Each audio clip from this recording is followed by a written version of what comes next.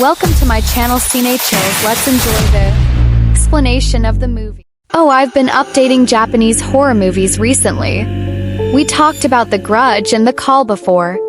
Today, let's talk about the old version of Midnight Haunted released in 1998. It strives to turn everyone's childhood shadow into a middle-aged shadow. That night, Yame and her best friend Proton talked about the legend of the horror videotape.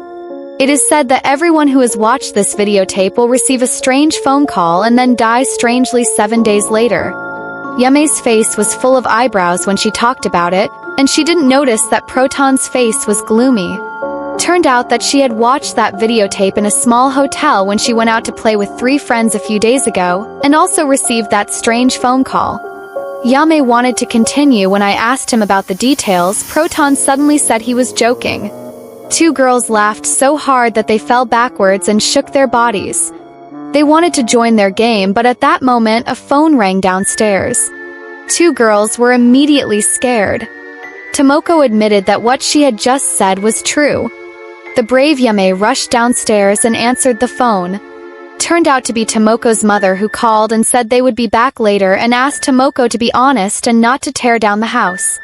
Yame got up to go to the bathroom while Tomoko went to the kitchen to get something to drink. This time, the TV in the living room suddenly turned on automatically. Tomoko didn't take it seriously and turned it off and went back to the kitchen. Suddenly, he felt a gust of cold wind behind him, as if something was slowly approaching him. He turned his head suddenly. The same time, several of Proton's friends also had accidents.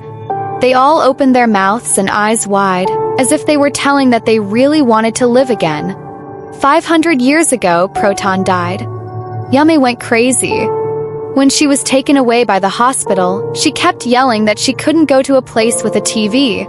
Proton's aunt Asakawa is a reporter.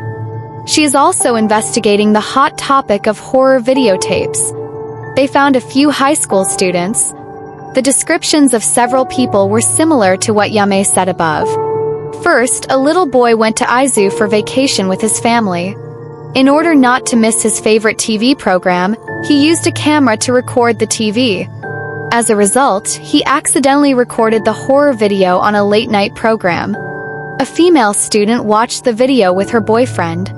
7 days later, an accident happened. It is said that this incident was also reported in the newspaper a few days ago. Asakawa returned to the unit and found the report they said in the newspaper. A young couple died strangely in the car. Cause of death was unknown. Asakawa found the know-it-all in the unit and asked him to help find out which school the young couple was from. That night was the funeral of Proton. He went home and simply packed up. As soon as Asakawa arrived at his sister's house with his son Young-i, Asakawa was pulled aside. His family said that the death of Hong-zi was very strange. The police performed an autopsy on the body but could not find the cause of death. This time, I don't know if Proton has watched the videotape. He just listened with a confused look on his face.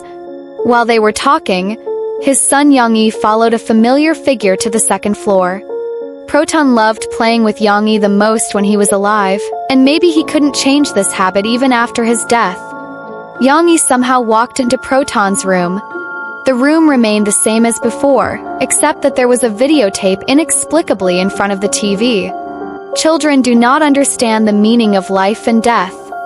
When they see their former playmates suddenly disappear, they will still feel inexplicably sad. This time, Asakawa happened to find Young-i. Just when he was about to take Young-i downstairs, he received a call from his colleague, who found out the school where the young couple was studying.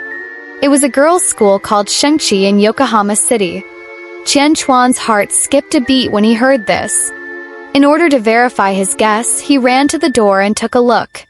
Sure enough, his nephew and Proton also studied in this school. This time, he heard some students discussing the death of several people, so he gathered some money and went to find out what was going on. Turns out that the couple who died in the car were classmates who traveled with Proton. They watched the weird videotape together in a small hotel. Almost at the same time, they died strangely. His was the real reason for the accident of the 3 Protons. Sakawa saw the police video at the time. The man and woman in the car had a cardiac arrest while playing poker.